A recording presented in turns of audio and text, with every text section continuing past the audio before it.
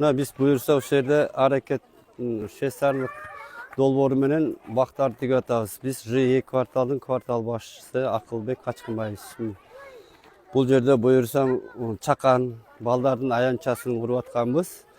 Ошондо эле biz kurgandын айланасына hareket dolboru жашылдандыруу бактарагын bizge жардам катары берип тигип берип атышат. Buyursa баары жакшы. Mına көбүнчө бүт айланасына тигип бүтүп калдык. Мына бияна болсо бала бакчалар болот. Buyursa мына бактарды тиктик, айланасы жашылданса аябай сонун. Ушул аракет долбооруна да рахмат. Бизди колдоп жардам берип, бактарактарды алып берип, жардам берип тигишип атышат.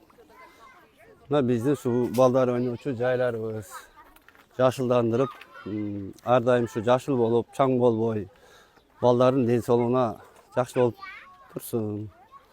Сиздерге рахмат.